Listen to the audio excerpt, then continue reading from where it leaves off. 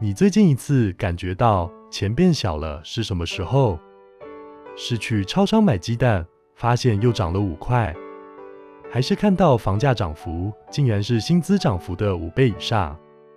在这样薪资追不上物价的环境之下，使现在的年轻人面对生活有一种集体焦虑感，因而产生精致穷的想法。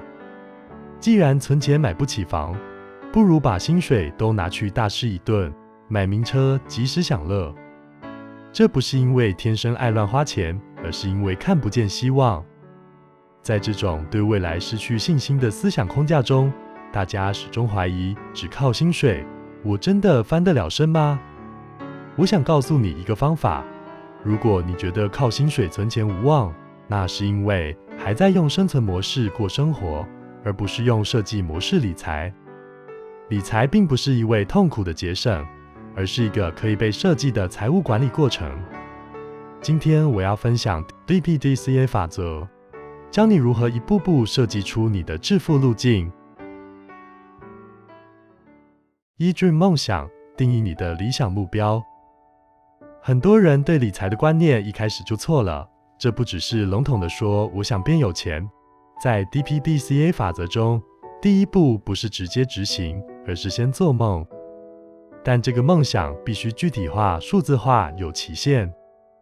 不要只是说我想变有钱，这样的目标太模糊，目标必须要尽量具体。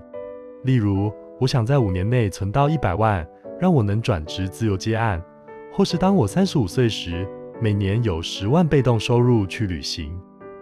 这个阶段的设计重点，给自己的梦想一个标价，依照自己的能力来设定，它需要具有挑战，但又有可实现性，不可过于轻易或遥不可及。把目标放在自己经常能够看到的地方，当大脑看见具体的奖励，多巴胺才会启动，你才有动力拒绝那杯每天150元的星巴克。2 Plan 计划，倒推你的成功路径。有了终点，我们还需要一张地图，这就是 Plan。我建议采用倒推计算法，先前分享过的72与4%法则，就是倒推法类似的概念。如果目标是5年存100万，扣除年终每个月要存多少，薪水不够怎么办？这就是设计收入结构的时候。小资族不能只靠定存，需要思考如何降低不必要的开销，甚至思考需不需要兼差或接案来创造第二收入等。这就是我们经常听到的开源节流，两者并行可以加快达成效率。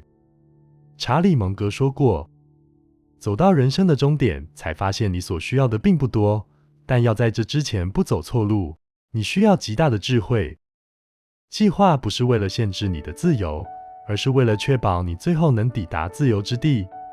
计划定好了，最难的是接下来这2个字母，因为它们考验的是人性。3 Do 执行，启动自动化理财。很多人卡在想很多，做很少。在理财中，最好的 Do 就是不要考验自己的意志力。巴菲特曾给过小资族最经典的执行建议：不要在花完钱之后才存钱，而是要在存完钱之后才花钱。薪水分流法，薪水一进来，立刻自动转账一部分到储蓄与投资账户。不要考验你的意志力，因为意志力在看到周年庆折扣的时候是最脆弱的。最小可行性 MVP， 如果想投资，就先从每月固定1000元开始投入指数型 ETF， 多少钱都不嫌少。但不要想等准备好才开始，重点是让它成为一种习惯，必须开始以后，你才会持续的进步。4 Check 检查，检视你正在变有钱还是变穷。这个法则最重要的地方在于及时回馈。你必须每个月进行财务盘点，检查你的记账软体，这个月外食费超标了吗？投资进度有达到预期吗？要面对现实， Check 不是要打击自己的信心，而是为了看清现状。如果你发现这个月的支出太多，下个月我们才会知道要做出调整。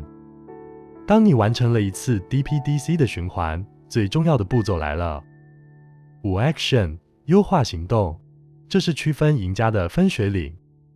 如果你发现存钱速度太慢，那就去找副业；如果你发现投资标的的表现不如预期，那就去学习相关财商知识。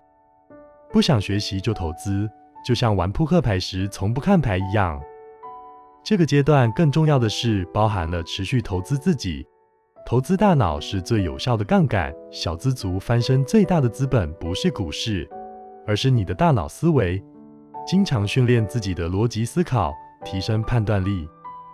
当你的本业收入提升，月薪从3万变6万，不要因为收入增加就改变消费习惯，一样维持相同的计划来控制支出，也就代表你的投资基数翻倍了。DPDCA 法则的齿轮会转得比之前更快。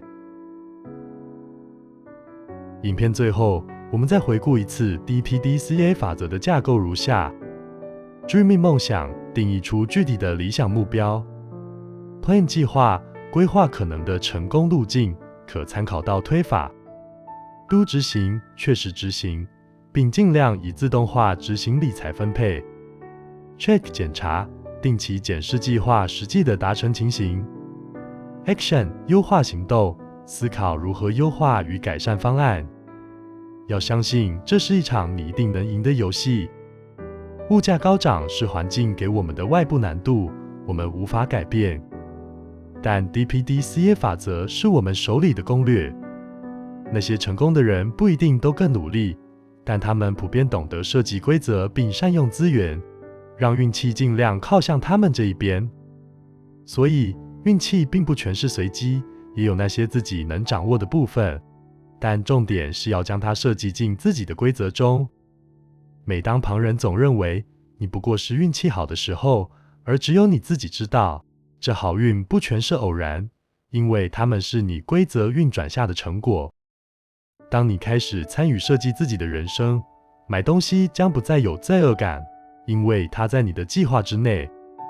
加班、兼职不再是瞎忙，因为你知道这笔钱正流向你的梦想，替你创造未来的现金流。开始理财并克制消费欲望，延迟满足，是让我们尽快能在未来拥有拒绝不喜欢生活的权利。时间本来就是人生宝贵的资产，生命也理应是自由的，但多数人们都困在这个被设计好的世界体制之内，导致需要消耗我们宝贵的时间绑在工作岗位。